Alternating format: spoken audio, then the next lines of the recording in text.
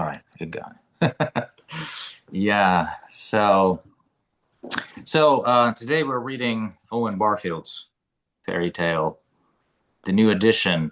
Now, Owen, is this correct that this edition has just come out in 2025, 100 years after it was written? Is this correct? Yeah, so it was first published in 1925, and we've been trying to get this book out for a long time, as you and I know. Every few years you ask me, is it available? And then we just couldn't get it ready, and finally it was, and we realized it's going to almost be the centenary. So we then called it the centenary edition, but we didn't do it because of the centenary. We just did it as soon as we could, and it just didn't happen before now.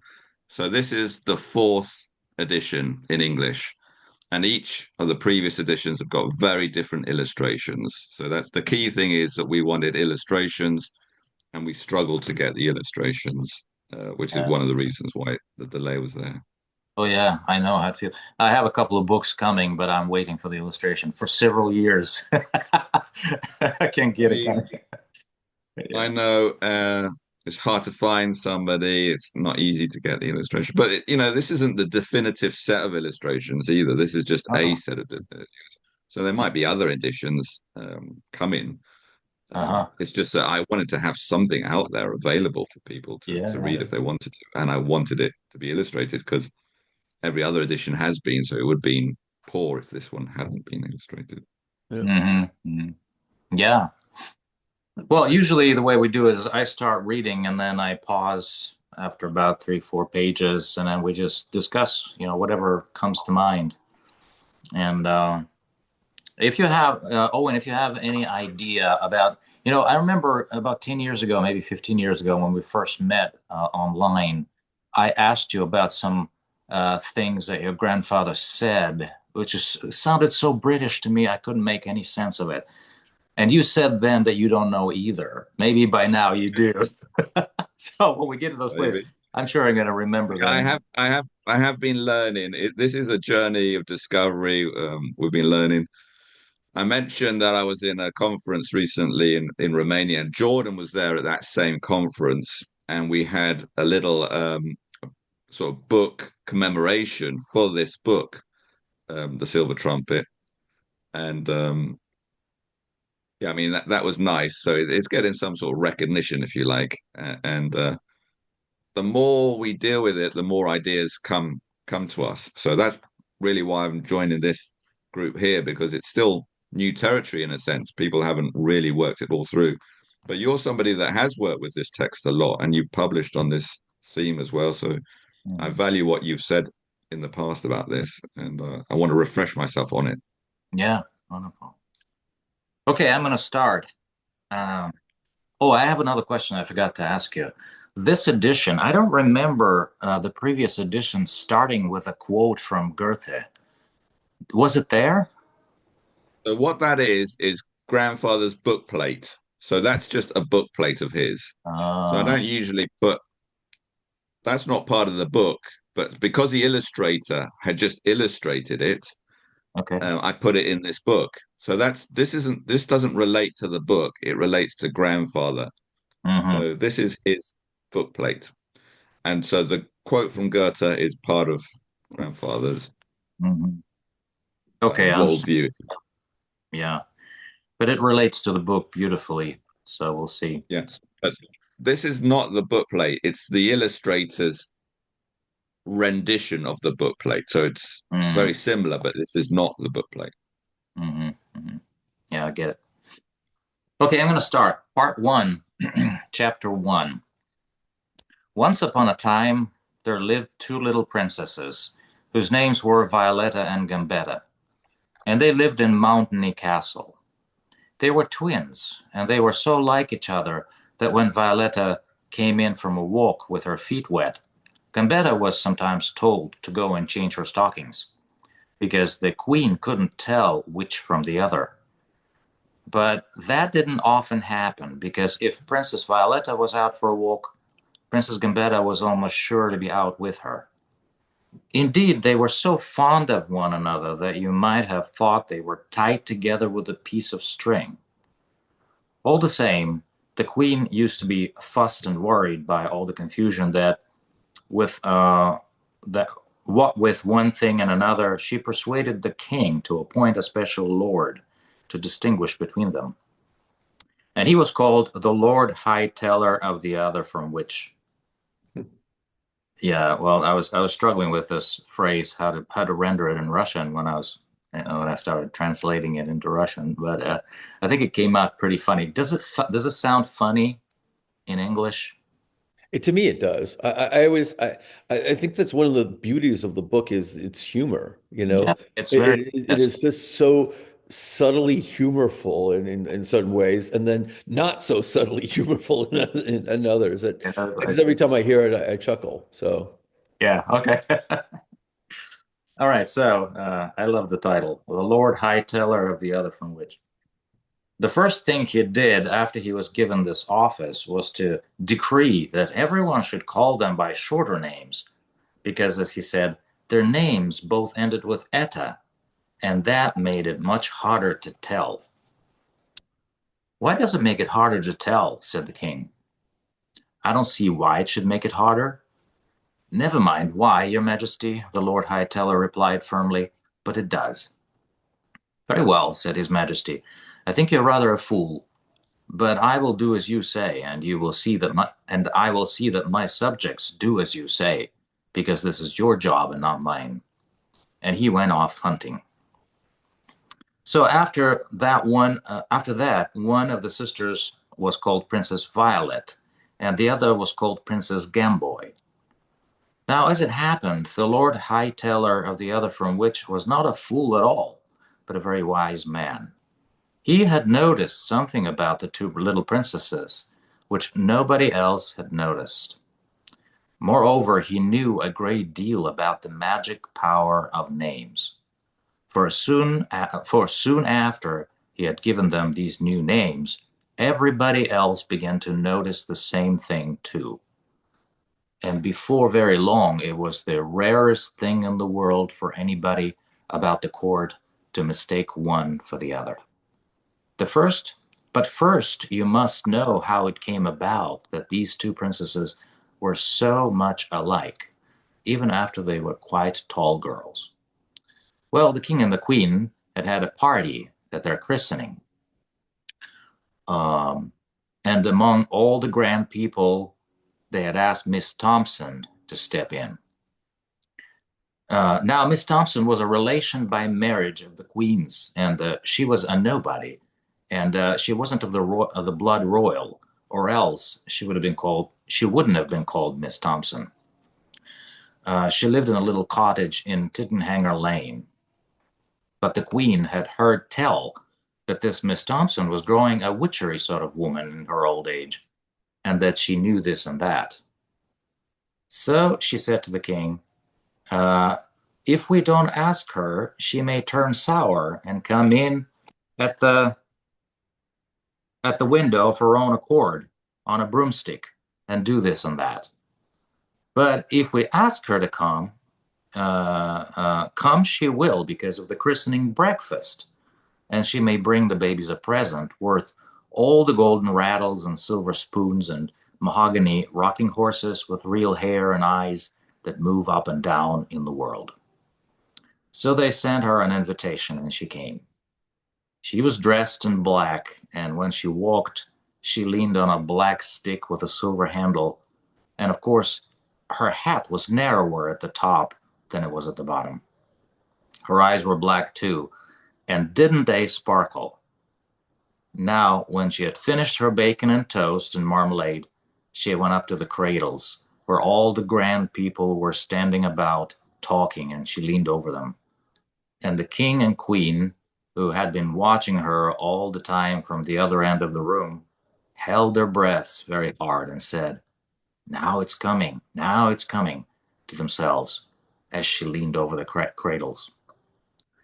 Then the corners of Miss Thompson's mouth began to go into little creases, and she looked so whimsical and said very slow, solemnly, waving her stick, and looking at the king and queen out of the corner of her eye. Fumble, fumble, all around tumble, baby princesses always be, as like as one to another pea. This gifty I give, for as long as ye live, fumble, fumble, all around tumble.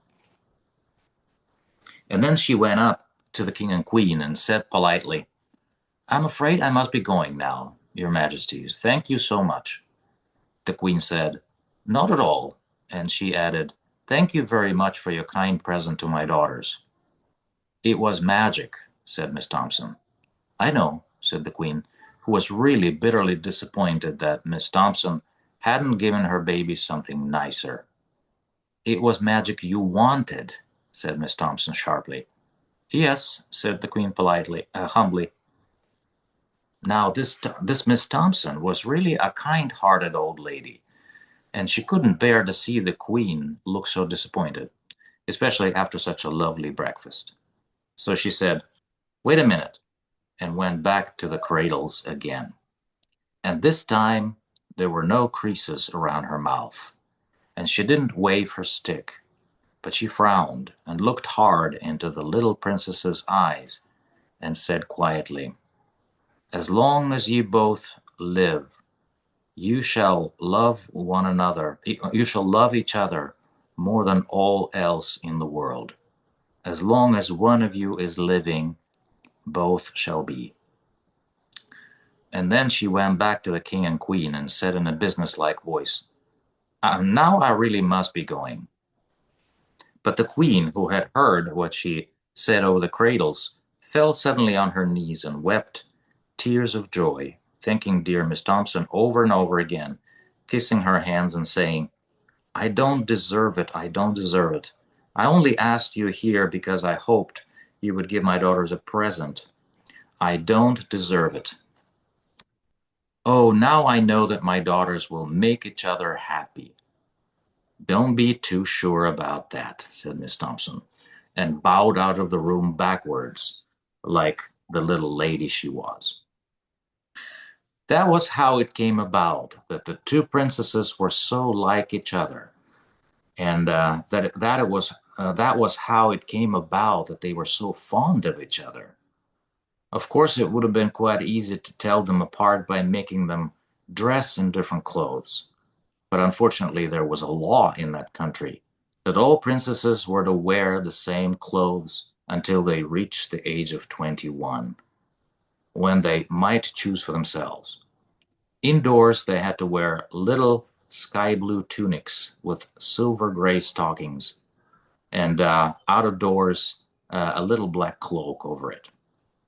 As for their hair, a princess in that country was banished at once if she was found with her hair plaited or tied up with a bow. Is it bow or bow? Oh, Bow, with a bow, or anything of that sort. Uh, where Okay, there's just a different font here. Whereas she shall have her hair to hang loosely down her back and well combed. That was what the law said, meaning well combed. And it was only in the royal nursery or in the west corner of the Queen's garden that Violetta and Gambetta were allowed to wear just what they liked and to do their hair just as they pleased.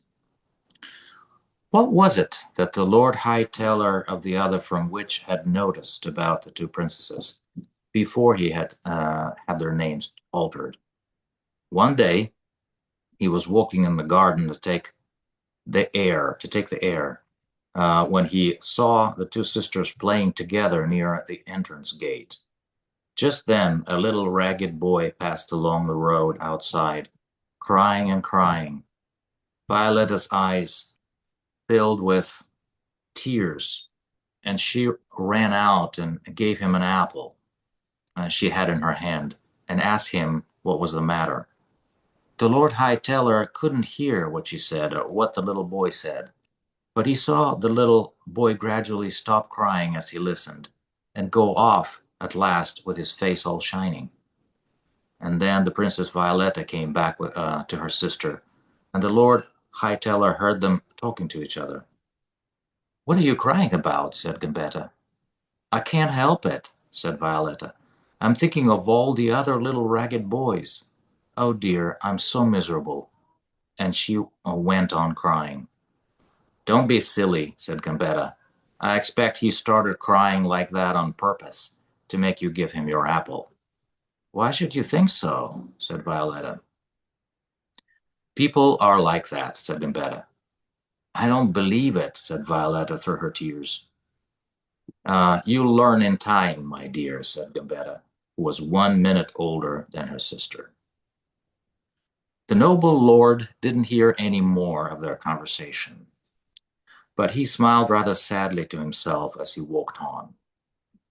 And a week later, when the king appointed him Lord High Teller of the other from which, he knew quite well, of course, that the princesses ought to be called Violet and Gamboy. And they were. To make a pause, maybe.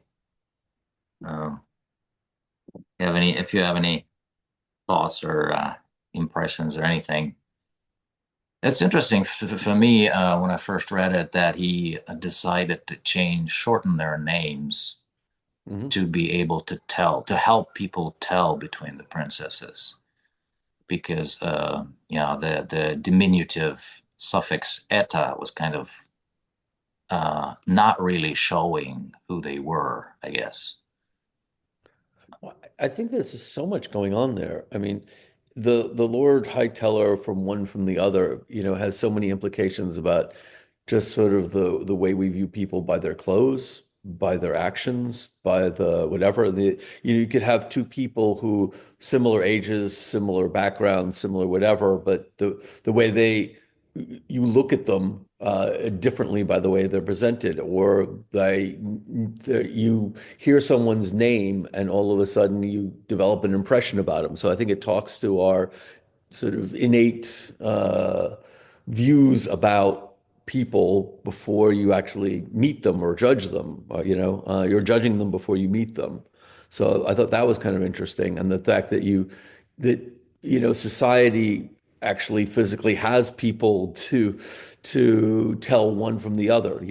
At the time, gossip columns were big, right? So Mhm. the gossip column would say, well, this person's this or this person's that. And so anyway, I love that. I like the fact that, it's what was the Japanese thing? You never really know. Be careful what you wish for, you might get it, right?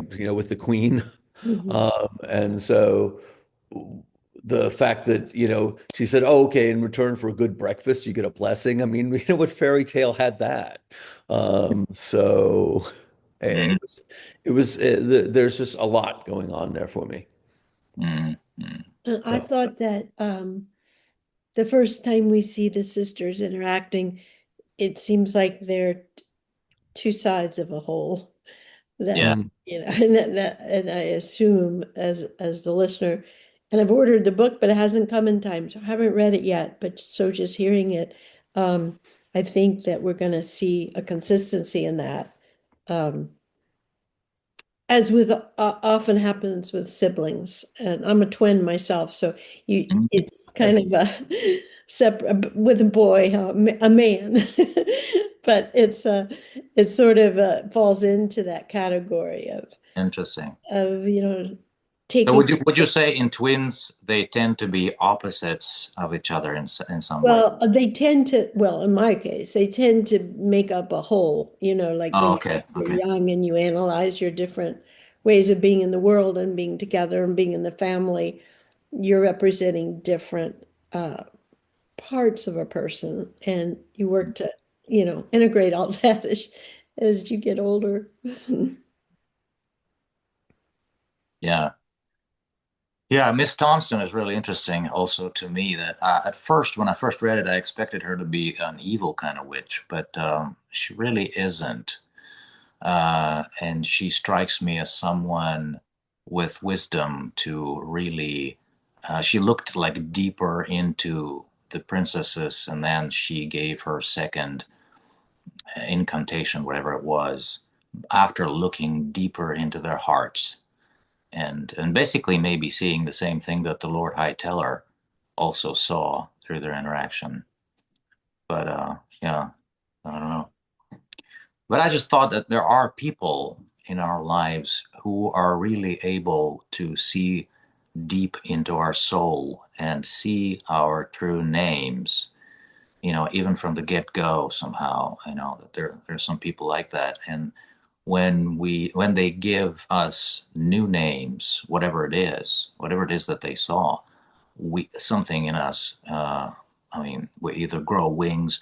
Maybe it's the whole reason even children in school, they use the name calling to basically somehow influence what the other person is doing as well. But so I don't know. This whole the Owen Barfield says in the beginning that the Lord High Teller knew very much about the power of names, and that's what basically he did. And so it's just it blows my mind. So I don't know what to do with it at this point. But Joellen, do you have any thoughts? Yeah, I was just thinking how the the Lord Hightower, changing their names, he's trying to make a distinction between the two. Like I know myself, I often when two words sound similar, I get them, mixed up in my mind more easily and just how he sees that they're, two different people and uh, making that outward gesture for people to see that as well by giving them two different names. Yeah. Also made me think how sometimes, I mean, my wife and I were just talking about the other day that when our middle son was little, he's 20 now, uh, we really wanted, he was always kind of, how do I say this? We would see him sometimes act aggressively toward other children, but we also saw that he was kind. Part of him was really kind. So we kind of made a point to really address him with names that would emphasize his kindness more and more. Hmm. And we just thought about, Yeah. talked about it. And it seems to have worked, even though he has this kind of a, I don't know what the right word here, this trait of character that makes him a little, you know, lean on the aggressive side sometimes or show his character. I don't know. But at the same time, there's a wealth of kindness there that Mhm. I don't know. Hopefully, the name was able to kind of pull out and bring out. You know, but we'll see. Of course, we never know. I love that. Yeah. So I can keep reading. And if you guys, Hang on before you go. So yeah, yeah, go ahead. I don't I don't know if you can see, but I've had my raised hand. Should I use that or is that not working? It's my first time of recording anything, so I have no idea of how to use these things. You can just probably, since there's only five of us, you can just jump in and interrupt. Fine, fine, fine. Yeah. So very interesting conversation. That's why I'm part of this to sort of pick up more clues, but I'll go along sharing what I'd already picked up, if you like.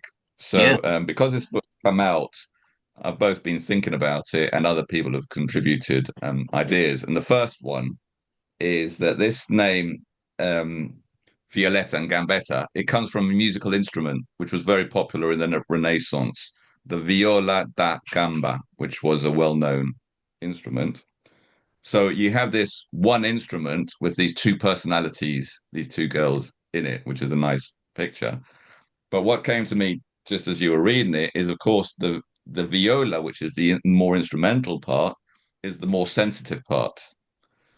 The gamba, the legs. So it was a viola of the legs because it was a kind of like a cello that was held between the legs, if you like that kind of instrument. So there's this musicality right from the beginning.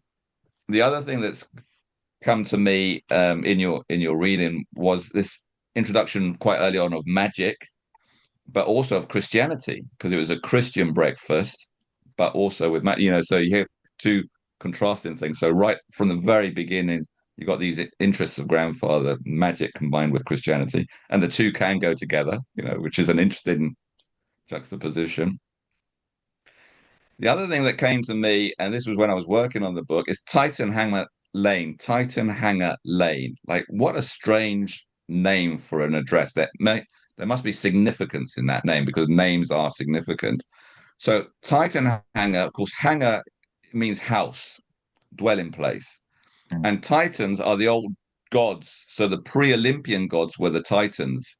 So here, grandfather is referring to a sort of ancient way of knowledge, pre-Olympian div environment or relationship with the divine, which you could relate to original participation, can't you? And it's Oh, this original participation which Mrs. Thompson, which is a very common name, is actually pulling on in the magic that she's using is original participation magic. And she can cool. do that because she lives with the Titans. So she's connected to that kind of divine source. Mm. So Mm. that's that's all there. The other phrase that struck me as you were reading it is that one as long as one of you is living, both shall be. And I don't want to get ahead of ourselves in the book, but given what happens at the end, I think we Mm. should remember this phrase. This phrase comes right at the start, and then remember right at the end what happens. So there's a lot of significance about living and being and Yeah, personalities, if you like. So I think it's worth highlighting that. yeah, Um, yeah, I think that's as far as I got there. yeah. Yeah. I remember thinking about the two incantations that Miss Thompson laid or pronounced over the cradles. And I remember I wrote something about that a while ago. I don't know if I forgot now, but I think that these two incantations really contain in a mythical form the whole of saving the appearances that Barfield would write later. And when we finish the book, I might comment on that because I don't want to spoil the impression, but it's really, I mean, these two incantations. The first one is about both shall be, and the other one is, I'm not going to go into this now, but I don't want to spoil the impression, but Okay. Well, I look forward to hearing that. But so I was picking up a phrase there that you'd also notice. This both shall be. mm, It actually relates to where we started with that book plate. If you translate that phrase, it's two souls yeah, in my breast. So we're already talking about these things. yes, yes. So that's so great. I don't know how you relate that to saving the appearances. So I'd like to hear about that. But already, when you picked up on the book plate, we were already talking about it. Mm. Yeah. Mm. Wow. Okay, I'm gonna keep reading. I'm making some tea, so my video will be off, but I'm here. Okay. All right, good. Uh, from that time on, the king and queen and the whole court gradually began to see what the Lord High Teller had seen already.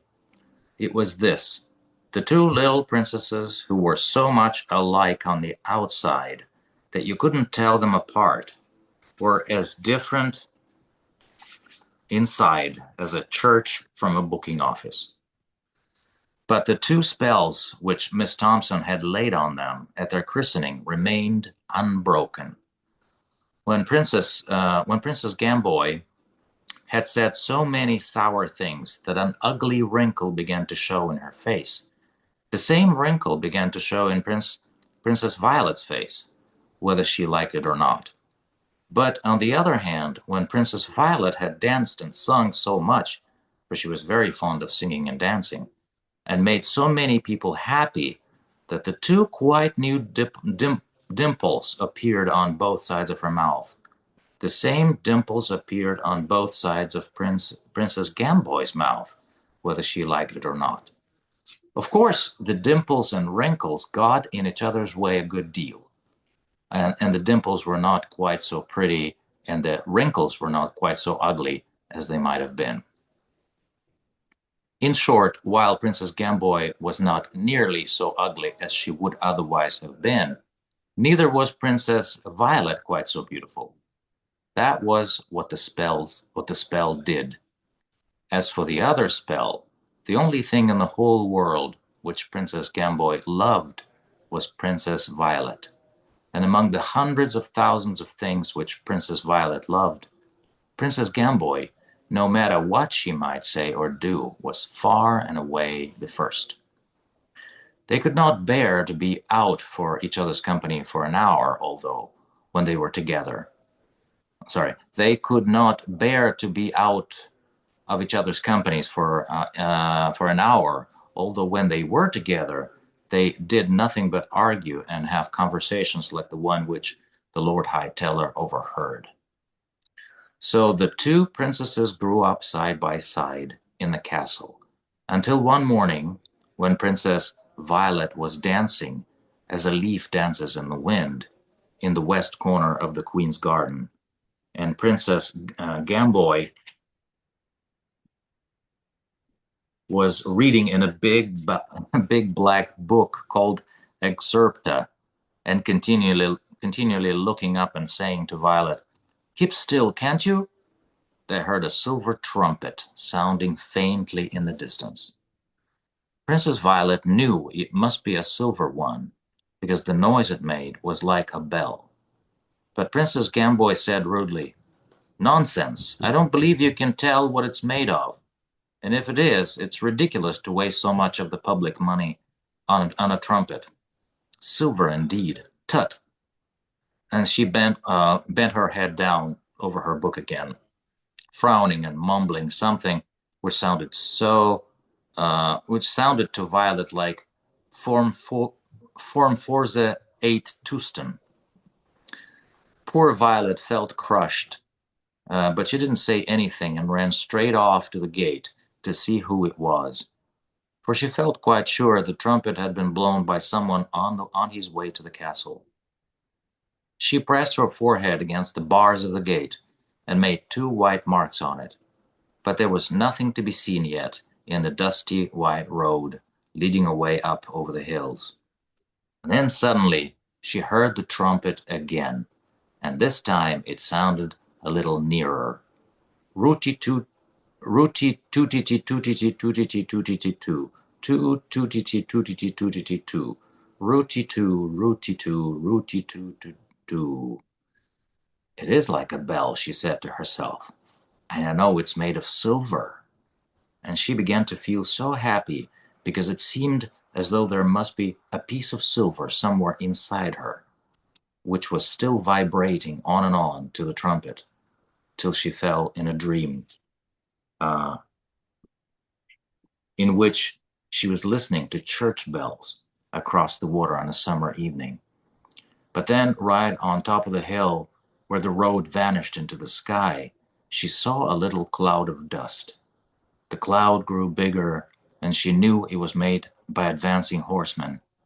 And then the trumpet call again, ringing out clear and loud and joyous this time, as the sweet waves of sound welled from its mouth and spread out through the air until they lapped smoothly on her ear, unbroken by any wind.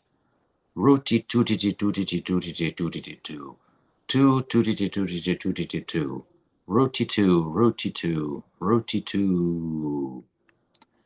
At last the dust began to clear a little, and Princess Violet could distinguish the figure of a tall young man on a white horse at the head of the party.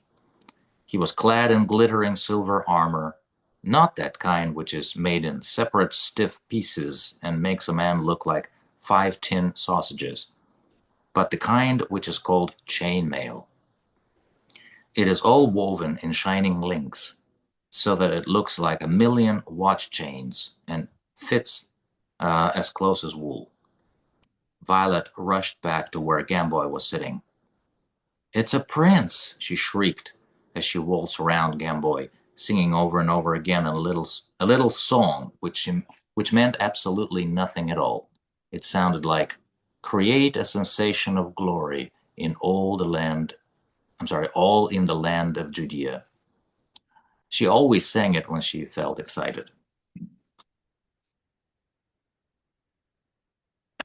You see, they hardly had a visitor at Mountaineer Castle, and Violet, happy as she sometimes felt dull and cross and tired of singing and dancing all by herself.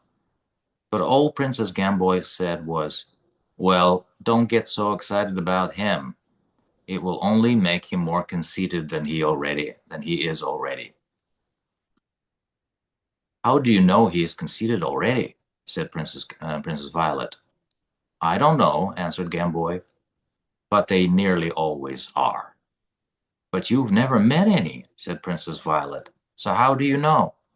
"Ah," said Princess Gamboy, who was 1 minute older than her sister, and she smiled and wouldn't say any more. Meanwhile, the party of horsemen, with the prince at its head, had reached the gate. Violet watched from behind a bush, where she could not be seen. She saw the prince send forward a herald, who struck thrice on the bell with his riding crop, for although the prince was in chain mail, none of the party carried swords. Then the prince himself moved his horse forward a few paces and told it to stand still. But the horse, instead of standing still, kept moving its feet about in a mincing little dance, as horses do. So, without waiting, the prince stood up in his stirrups, and taking a shining silver trumpet from his baldric— "There, it is silver," thought Violet, and she nearly went and told Gamboy, but she was too interested. Taking a shining silver trumpet from his baldric, he placed it to his lips and calmly blew. Rooty tootity tootity tootity tootity too. Too tootity tootity tootity too. Rooty too, rooty too, rooty too. Now, at the very first note of the trumpet, the prince's horse, which had been crisscrossing its feet all this time, and shaking its head and behaving dainty, suddenly stiffened, pricked up both ears, and stood as stock still as a marble horse. And at the very first note of the sound of the trumpet, Princess Violet forgot the prince and the garden and the Princess Gamboy and Montany Castle and the sky above her, and dreamed she was afloat beneath tons and tons of clear green water near the bottom of the sea. And oh yes, far away someone was booming a huge bell. She couldn't hear it, but she could tell, because all that great water shook. And at that very first note of the trumpet, Princess Gamboy lost her place in the book where she was reading how Formforze ate Tusten, and instead of being angry and shutting it with a bang, as she usually did when she lost the place, she leaned back in her garden chair and began to think of the time when she was a little baby, before she was called Gamboy, and before Violet and she grew so different from one another. And she even wondered for a moment whether she was really so very much wiser than her sister, even though she was a whole minute older. And at that very first note of the trumpet, all the porters and doorkeepers and sweepers and cooks and bakers and pastry makers in Montany Castle stopped carrying and doorkeeping and sweeping and cooking and baking and pastry making, and looked at each other and listened. And the head porter didn't tell the under porters to get on with their work. And the head doorkeeper didn't tell the under doorkeeper to get on with his work. And the head sweeper and cook and baker and pastry maker didn't tell the under sweepers, cooks, bakers, and pastry makers to get on with their work. But they all stood still, staring and listening like so many loons. Rooty tootity tootity tootity tootity too. Too tootity tootity tootity too. Rooty too, rooty too, rooty too. As the last note died slowly away, everybody in the castle stirred slowly, like a man waking from sleep, and looked amazedly around him. All were full of wonder, and many opened their mouths to ask their neighbors what had happened. But just as they were about to speak, they seemed to change their minds. They turned their eyes away from each other and down to the ground, as though they were ashamed of something, as though they all knew something. They were all pretending they didn't know and went on with their work. Only the head doorkeeper spoke. He told the under doorkeeper to go and open the gate. And as the last note died slowly away, Princess Gamboy stirred and shook herself and opened her book again. Don't be a fool, Gamboy, she said to herself, for she had a way of talking to herself. You are a nice, sensible girl. V is a great silly. Ah, and as the last note died slowly away, it seemed to Princess Violet that she was rising slowly through the silent green waters, which still shook all through to the booming of that unseen bell, until at last her head burst up into the open air, and lo and behold, there was no water at all, and she was back in the castle gardens, looking at the silver prince, who had just taken the trumpet from his lips.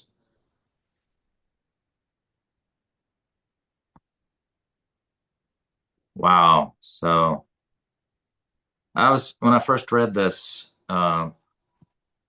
years ago, I really kind of had to linger on what happened to all those people in the castle and to the girls because of the sound of the silver trumpet. And uh, I know that there are some things that when you hear them, either a voice or music or something, it really makes you forget everything, even forget your name.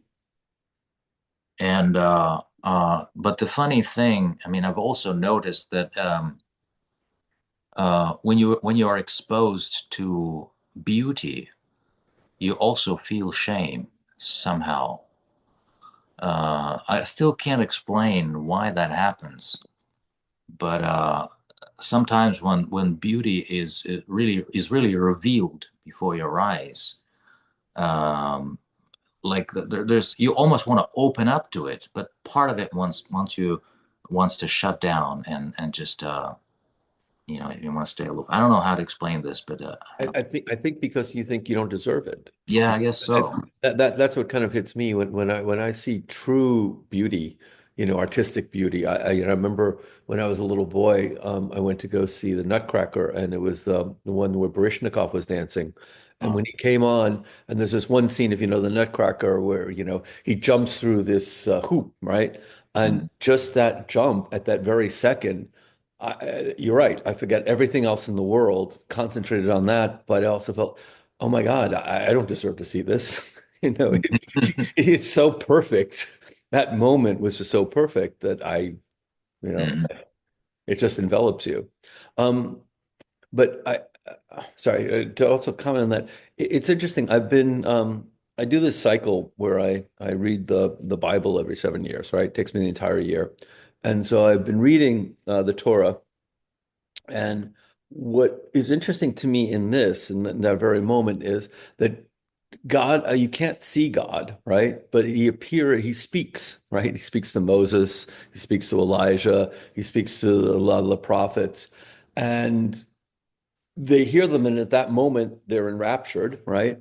But then he finishes speaking, or he goes, or sorry to use a he, whatever, God goes, and then you are left with what you were, right? When the Hebrews left the Pharaoh, originally they were all, oh, this is, God has told us what we to do, and then they started worshiping idols again, right?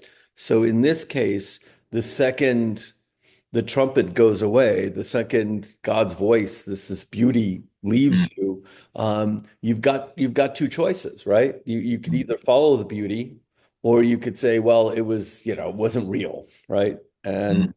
And Gamboy clearly says this is not real, right? Yeah, yeah. And Violetta, takes the opposite, right?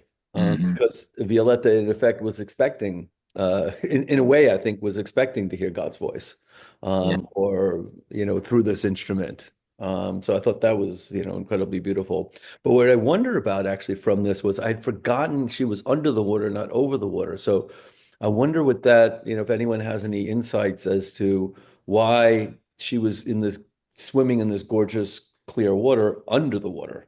Oh, I think that music can do that though. It can just almost blur all the differences around you, and you would feel under rather than above. And I think he sets the stage so beautifully by just talking about the church bells over the body of water, Mhm. and then the sound of the horsemen coming, and all the details from the moment the church bells ring over the water. I was sort of galvanized by the story, and then I totally felt the underwater experience was appropriate to how she felt with the music, and it's crushing when her sister just don't be silly. Because I think when we do have those experiences, we don't want anyone um, I'll never forget, I entered San Marco in Venice one evening with my mother, and it was the first time I'd ever been there, and these violins were playing, and I had this feeling in the candlelight of the square, and this overwhelming feeling. And then my mother says, "Oh, I just hate accordions, don't you?" And it was just a shattering moment. I wanted to run away from her because she wasn't having the same experience and sort of arbitrarily attacked accordions. But I just feel like that's a recognizable state, an enviable state. And I think there's shame around it at some time because you can't live in that state, that Oh, wow. you Yeah. get the glimpse of something so wonderful, and then you're going to come right back down to earth, like as I did when my mother spoke. And it's interesting that you say that. I have one friend actually, and I often notice that when I share something that really struck me, something beautiful that really struck me, which is kind of otherworldly, that Mhm. pulls me out of myself and into this, under the water realm. I mean, that this person always kind of breaks me and how would I say that? Will be the right word to say, interrupts me with some really uh, down to earth remark or something that just what is it that you were like walking on clouds all the time? Like what? Just go down to be down to earth. Like smell the hummus. That type of comment, Mhm. and it almost kind of makes me wonder. Don't you hear that? Because Mhm. and then that's really, and like you said, Mary, I think it's really frustrating because, um, and I understand that sometimes I can't hear what other people hear, Mhm. and it's probably frustrating for them. But it is frustrating. Mhm. And and these two sisters again, they illustrate the antithesis between one person is like hearing to such a degree that she's totally under the water and being shaken, but Mhm. the other one is like, forget this silly thing. Let's go back to the book. You know, Yeah. Yeah. Yeah. all Can own I thoughts. Yeah. yeah, just say I think that under the water, which has been asked about and you're picking up, it's so strong. I'm thinking it actually links to that past time experience, possibly Atlantis is what we're talking about here, where the elemental realms were more watery in a past time. So I think this is, again, this way of grandfather bringing in deep past, if you like. And so there's a reference to Atlantis. But what was striking me is how often the word bell is used because it's silver trumpet. And of course, I think there's symbolism there. So silver, there's a lot of symbolism in silver, and we can discuss that or not. But the Okay. trumpet, I think, refers to the Old Testament, and the bell is understood to be a New Testament, and the two keep on being put together. So there's it's quite biblical, that they're referring to the trumpet and the bell following it.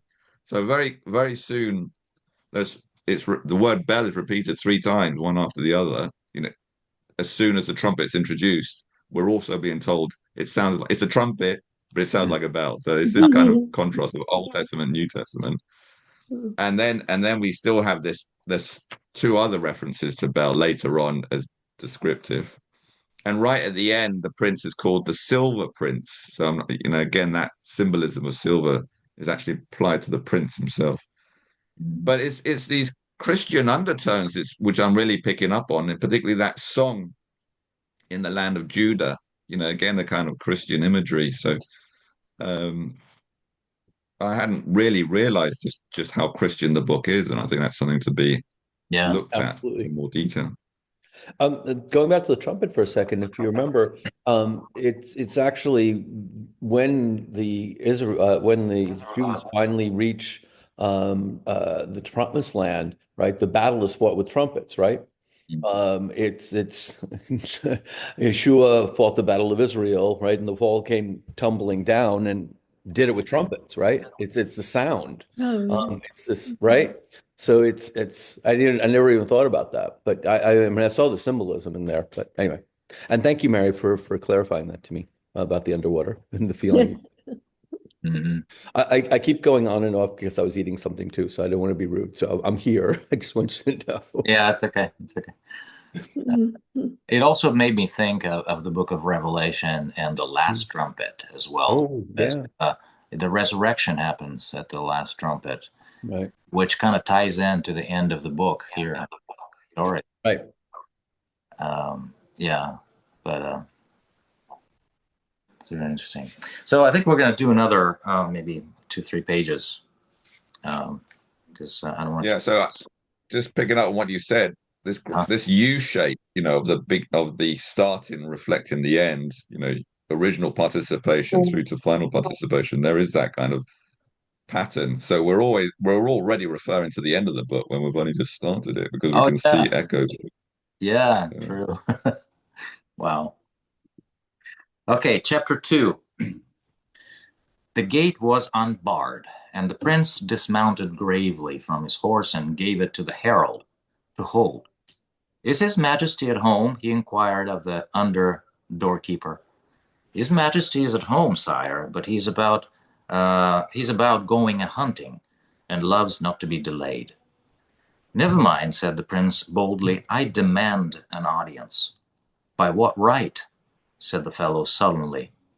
By my own right, sternly answered the prince. By the right of courtesy. And he handed the under doorkeeper a polished mahogany tablet with Prince Courtesy engraved on it. Take this to your master, he said, and turned away. The under doorkeeper louted low and went into the castle. In a few moments, the head doorkeeper appeared and said with a low reverence, His Majesty awaits you, sire, in the guest chamber.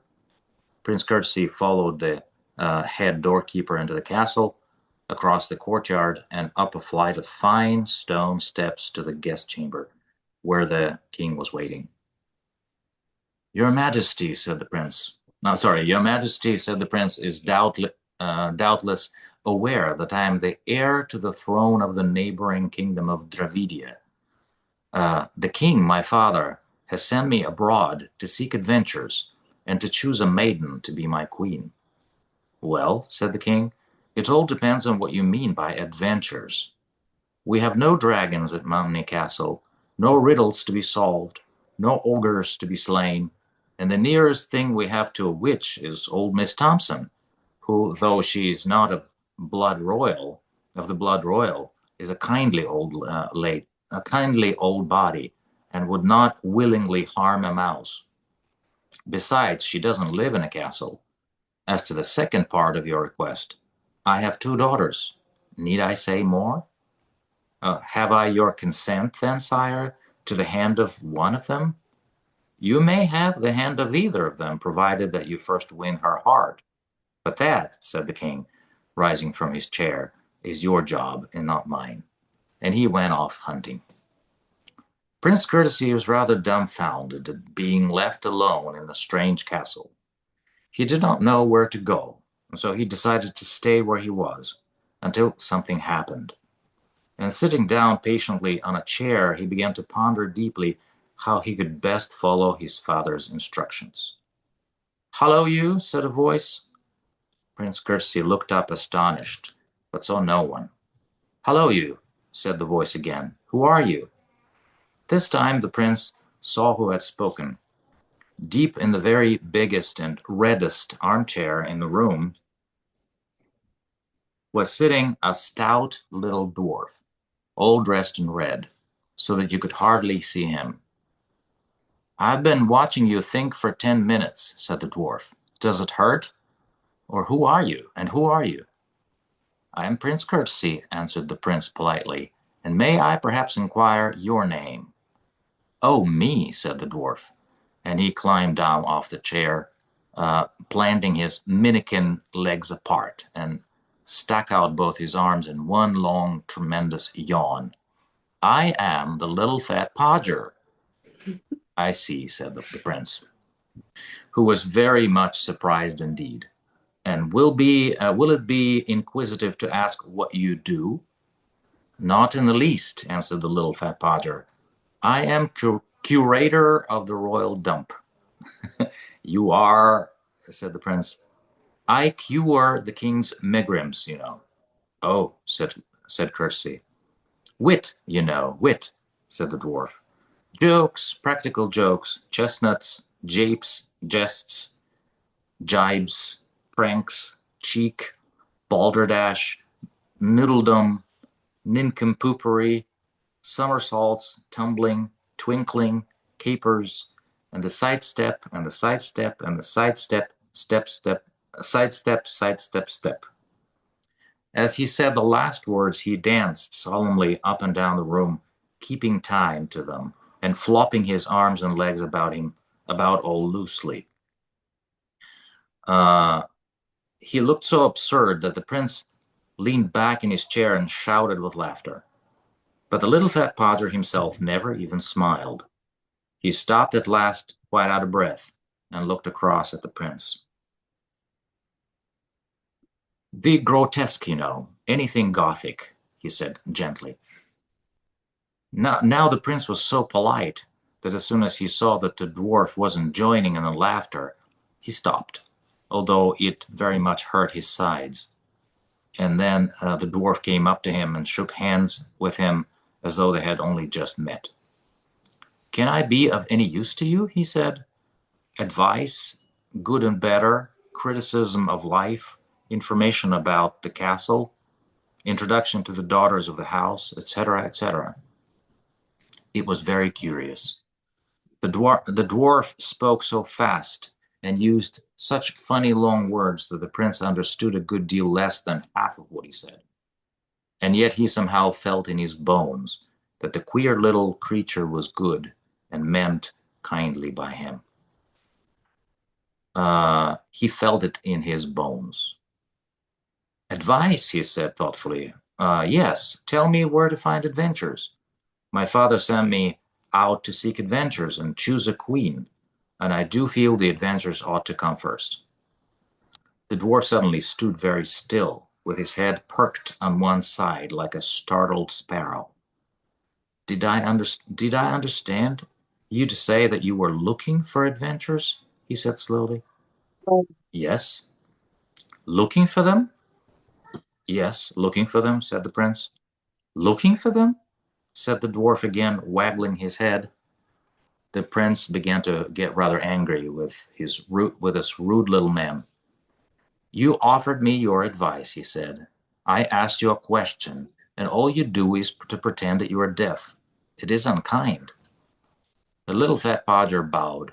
"Apologies," he said. "Amends, repentance, genuflection, the amende honorable, anything refined. But looking for them. Poor fellow, poor fellow."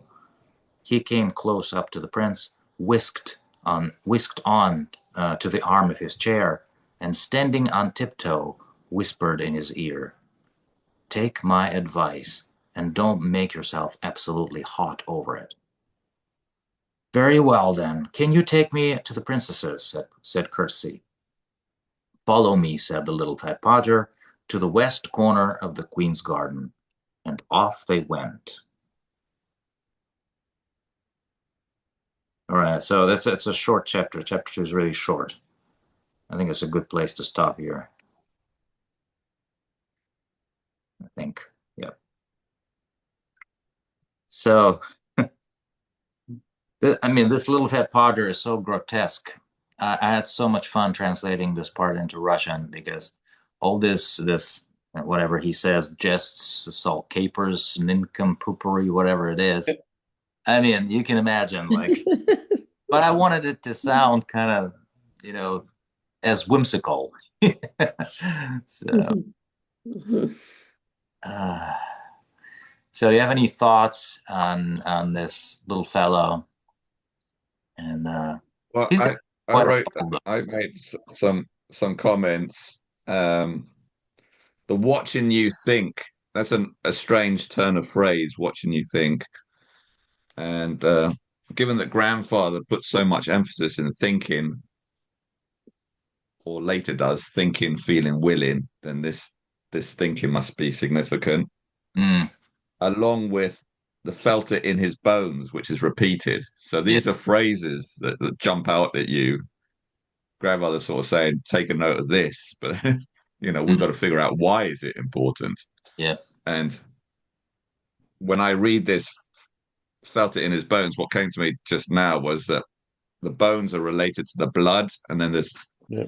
kind of the occult significance of blood and where that might take you, which is Mm, quite a big thing. And then the third thing is, why did the little fat podger disbelieve it when the prince said he's looking for adventures? He's sort of saying looking for adventures in this way. And what it made me think as you read it is today's society, we're looking for adventures. Oh, it's Yeah. always kind of experience and thrill, and we need the next adventure, the next adventure. It's almost like a focus on the wrong thing. We shouldn't want to be having these experiences and adventures. We should be looking for something else. So, mhm. it's almost grandfather's almost ahead of himself by saying society is just looking for adventures all the time. They're kind of empty adventures, whereas we need to have Oh, wow. real adventures, if you like, in the spiritual world, if we can get there. But this Mm, this is almost a distraction, our contemporary, fascination with looking for adventures.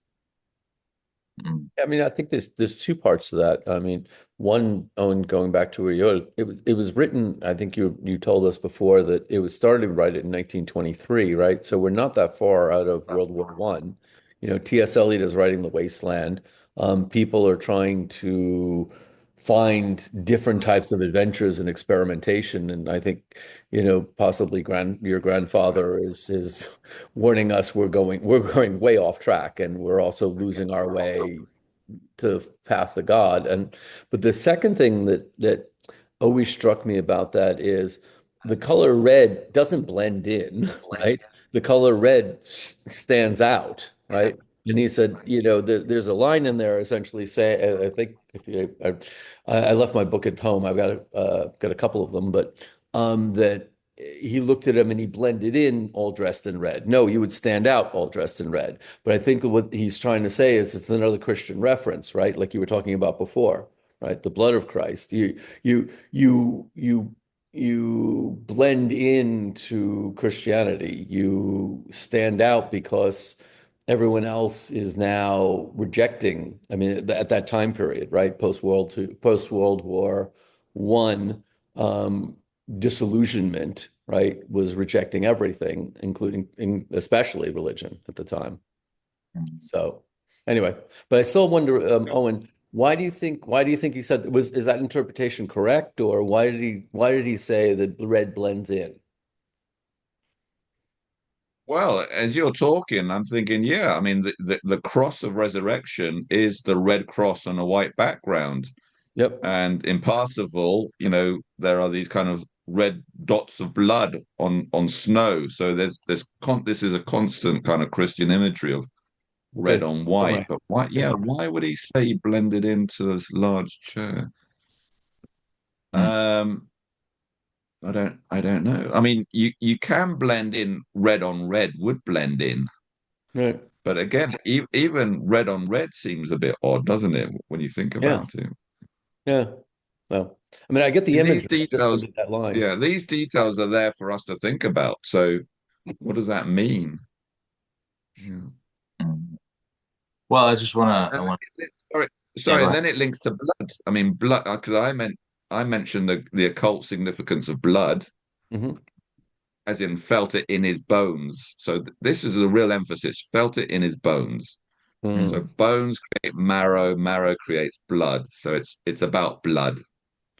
And Mm-hmm. so the blood of Christ is possibly what we're talking about here. Mm-hmm. Yeah, it also made me this whole I mean the line about certainly he repeats it several times, like he felt it in his blood, in his bones. It made me think of how, the intuitive realm in general. Like we know by this, I don't know what it is, but we really like they say, feel something in the gut or feel something in the bones. Mm. It's like the knowledge that we have prior to knowing and so kind of makes me think of Frodo. This whole conversation about who the Strider is. I mean, when they first meet Aragorn, they're kind of in doubt whether he is really someone sent by Gandalf or not, because his appearance is rugged and he doesn't look very friendly, and he doesn't act very friendly. But then, basically, I mean, I don't remember who said that. Probably, I think it's Frodo who says that basically, an servant of the enemy would look nicer but feel fouler, and that kind of capacity in human beings to have this intuitive knowledge about pretty much everything. I mean, Well, we're Lewis's not, Tau. huh? It's Lewis's Tau, right? Yeah, It's the feeling that you ought to do something. It's something that's innate in throughout cultures and whatever, right? So, yeah, yeah, yeah. sorry. Yep. Yeah, no, no, yeah. It's just the fact that Owen Barfield repeats it in this phrase two times, and of course with what happens to Little Fat Podger later in the Right. story is also kind of like uh, I don't want to spoil it, but there's going to be a tension between Prince Courtesy and uh, Little Fat Podger. Even though he felt it in his bones. I don't know. Well, actually, I think it's tied in. I don't want to spoil the plot again. All right, I'll wait with this comment till next time. But Yeah. Um, and it's the prince that's doing the feeling. So we've had some thinking. So we've had the thinking. The Podgers saw the prince thinking. Now the prince is doing the feeling. So we've got to look out for the will. Where's the will oh, coming in? oh yeah. Right. Yeah. Right. I was going to ask you. I mean, especially for those who've read the book, do you think the name of Courtesy has any significance? Oh yeah. Uh, And well, think about it. One of the first times you see him, he's being discourteous, right? I mean, he's talking to the underguard or whatever it was, right? And he's not being very polite. It's like, well, I'm royalty, so of course you've got to go to see your king. He wasn't very polite at all, right? mm, If you go back and read that the what he first says, so it's interesting. You see that the courteous person being discourteous, right? But then he sees the Podger and he relapses back into his hopefully truer nature, which we find out later is more his truer nature, right? To be courteous again, and how important courtesy and respect is, especially in that era, right? Um, so I mean, I go back to again when it was written, 23, right? When people were questioning everything and disillusioned and discourteous. And it's one of the times when you see one of the things that if you read history of that era, right, you see that discourteousness is coming towards one's elders, right? And as Owen was saying before, right, comes into forefront, right? It would be unthinkable saying some of the things that and questioning elders the way they did then, 100 years before, right? So it's that, sorry, I relate it back to that U shape that Owen was talking about with original Mm. participation. Now we're kind of in that U, hoping to sort of come up again. And Owen Barfield's kicking us in the tail and saying, yeah, you need to start coming back up. Courtesy is important. Mm. I'm, Mhm. I'm glad you asked the question because yeah, it's a title I never felt comfortable with. I thought it was a silly name, Prince Courtesy. I didn't like it, Yeah. and also I don't really like. He seemed a bit silly. He seemed a bit, slow on the uptake, maybe, and Yeah. Yeah. I felt just not a sympathetic character, with the name Prince Courtesy. He was a bit slow to understand what was happening. He just sits there waiting for something to happen when he's meant to be having his. Yeah, it just like I don't Yeah. know. There's a lot to that name which doesn't quite gel, and I think I feel not sympathetic towards the prince, Mhm. Well, because he I just think seems to put too much emphasis on the courtesy and not enough on the action. Sorry. I think the prince was at his best when he was blowing his trumpet. Like there was something about him that was Strider-like, charismatic, or I was seeing him through the eyes of the princesses, and it was such a powerful image and one they hadn't seen before. So, and then he gets a little deflated when he's confronting the jester type, and his seeking adventure is so naive because adventure happens to you. It's in your actions where you find adventure. You can't find, you know, adventure. You have to really live adventure. So, and then say it's adventure. So he needs to get back on the trumpet somehow Mhm.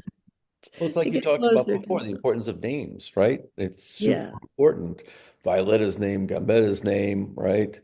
Prince Courtesy's name, names and how you are. And I think, Owen, going back to what you're saying before, is I think the point is he wasn't living up to his name, right? Yeah. Mm. He wasn't living up to his potential. And then going back to what Mary said, he wasn't living up to his potential unless he is actually communing with God, which is the blowing of the trumpet, right? That's when we live up to our best selves. Mhm. Yeah. So, That's a good And point. also courtesy it's got chivalry, isn't it? It's connected to chivalry. So he appears as this Oh. chivalrous knight in armor, but without a sword. So it's a kind of romantic image of chivalry. Mm. But he's fallen short of that, just to sort of emphasize that point. He's not quite all there. He hasn't reached that. Cour- Courtesy versus And chivalry. yeah. Yeah, I'm sorry. Yeah.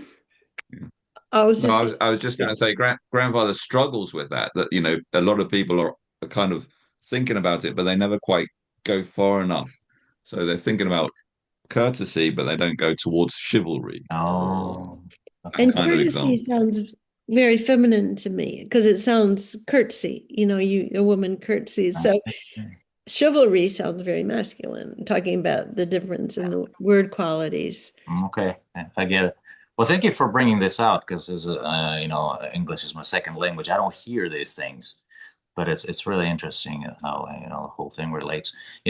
But this, I had some random thought about him being called Prince Courtesy, um, um, because of how he acts with a silver trumpet. It's going to come a little later. Um, but it also made me think of Oscar Wilde's The Importance of Being Earnest, where the the word earnest is two kind of meanings. One is serious, right, and the other is the name of Ernest. Right. So I was always, as I was reading this story and first time, I was looking for where this. I mean, his name, the Curtsy, Prince Curtsy's name, should somehow, gain significance somewhere down, somewhere. And there's only one place where I think it came out. I'm going to save it for later, though. Uh, Yeah. but it may have a significance there. And it's interesting, Jordan, that you mentioned he didn't live up to his name. Maybe it relates to something that his father, the king of Dravidia, wanted to see in him, and that's why he gave him that name, even though it was not in his nature. Maybe. Well, I mean, it was in his nature, but it had to be somehow brought out. Yep. Maybe I don't know. Can I, a total red herring, because again, you mentioned English is not your first language. Being a big fan and listening to Pushkin when I was a boy, right? I actually found that whole nincompooperi thing reminded me of Tsar Nikita and his 40 daughters. That Uh, whole that scene in there, it didn't seem to come out of it when you said you were translating and how difficult it was, right? uh, Of course, I'm only hearing it in English, right? So I don't know what the translator did, but it just so much reminded me of the beauty of Pushkin's language. yeah, So anyway, sorry, That's okay. That's okay. Yeah, I don't know how red it's herring. possible to translate Pushkin into English, but again, because of I the think, sound of the name. I mean, of the words. The words that he uses are so musical. It's Yeah. crazy. Yeah, Yeah. I remember I actually listened to that poem in Russian, not understanding a word, but just loving the sounds of it.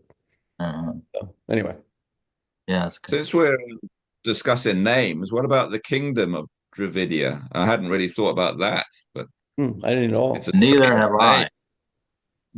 Nothing really comes to me, but there might be something behind that. Dravidia. Mhm. Drivel, maybe Dravidia. It's all. Sorry for the lack of a word, bulles. Well, that All that would drivel. reinforce what we were saying before about courtesy, not really quite matching. Uh, the words he spouts are a bit drivelly like, aren't they? yeah, yeah. Good point. Right. What do you mean, drivelly? Do you know the Uh, word drivel? Do you know that word?